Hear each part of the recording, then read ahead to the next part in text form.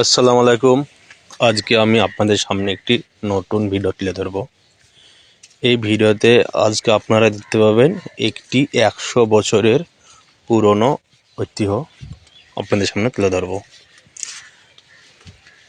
এখন যে দেখতে পাচ্ছেন ফাঁকা মাঠ, এই মাঠে এক সময় ডাকাতের ভয় ছিল।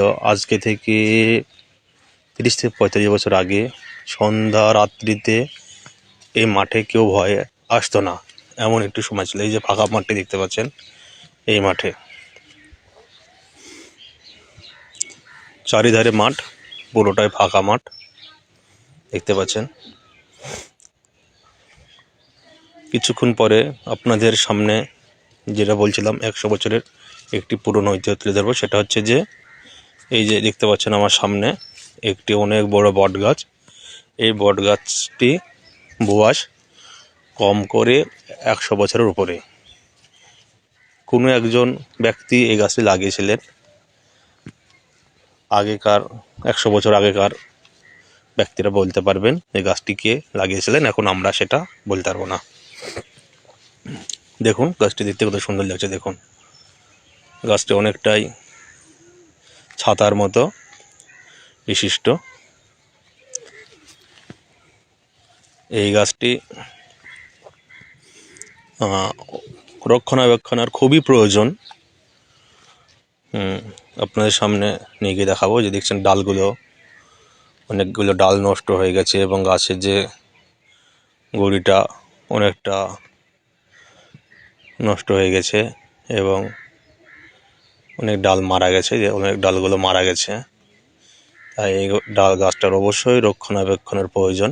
তাই আমি বলবো প্রশাসনের তরফ থেকে, প্রশাসনকে বলবো যে আপনারা চেষ্টা করুন এই গাছটি কিভাবে রক্ষণাবেক্ষণ করা যায় এবং 100 বছরের পুরনো ঐতিহ্য টিকে রাখা যায়। কারণ এটি, এই যে মাঠটি দেখতেছেন, এই মাঠের একটা পুরনো ঐতিহ্য। এই গাছে অনেক পোকপাখালির বসবাস এবং অনেক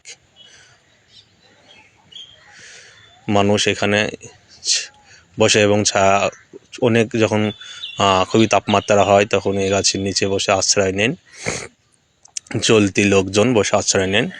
আর এই যে দেখছেন এখানে এক সময় এইখানে এক সাধু বাবা নামে একজন থাকতো, যদিও এখন থাকে না।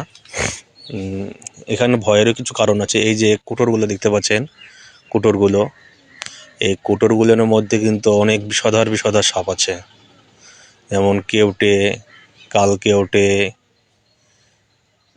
চন্দ্রবোড়া, কাল নাগিন নামক বিষধর সাপ আছে। আপনাদের এই যে কোটোগুলো দেখতে পাচ্ছেন, কেউ ভয়ে ঢুকতে চায় না, যদিও আমি আপনাদের পুরো ভিডিওটা করে দেখালাম। কিছুক্ষণ পরে আপনাদের আমি একটি সাপের কলসও দেখাবো। থামুন, আমি খুঁজছি সাপের কলস দেখানোর জন্য। এই যে দেখতেছেন এই সব কোটোগুলোতে অনেক বিষধর সাপ থাকে।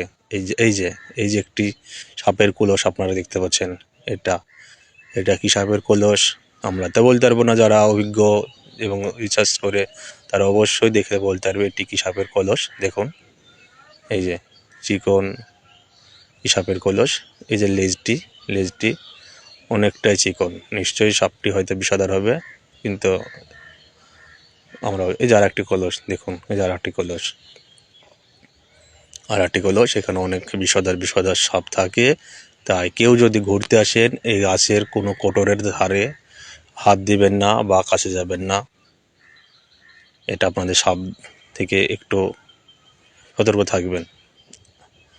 এবার আসল বিষয়টা হচ্ছে গাছটি যে দেখুন, গাছটি অনেকটাই কিন্তু ক্ষতিগ্রস্ত। তাই আমি বলবো প্রশাসনের তরফ থেকে নিশ্চয়ই কোনো সাহায্য করা হোক, যেন এই গাছটিকে পুনর্জীবিত করা হয়।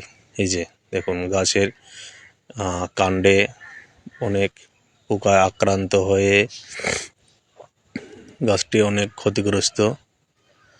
তাই বলবো প্রশাসনকে যে আপনারা একটু কিছু করুন যাতে গাছটিকে রক্ষা করা যায়। 100 বছর পুরনো ঐতিহ্যজাত গাছটি, এই গাছে অনেক জীবজন্তুর বসবাস। দেখুন, অনেক জীবজন্তুর বসবাস। এই যে একটি মৌমাছি চাক দেখুন, এখানে একটি মৌমাছির চাকও বসে আছে। দেখুন এই যে অনেকটাই ক্ষতিগ্রস্ত গাছটি, তাই অবশ্যই গাছটিকে রক্ষা করার জন্য এগিয়ে আসুন। আমার ভিডিওটি যদি ভালো লাগে অবশ্যই একটি লাইক দেবেন এবং কমেন্ট করবেন, শেয়ার করবেন এবং পুরনো যে ঐতিহ্য গাছগুলো, এগুলো স্মৃতি, এগুলো বাঁচিয়ে রাখার চেষ্টা করবেন। এই বলে আমি শেষ করছি। তবে আপনাদের পুরো গাছটি আর একবার ভিডিও করে দেখিয়ে দিই। ধন্যবাদ।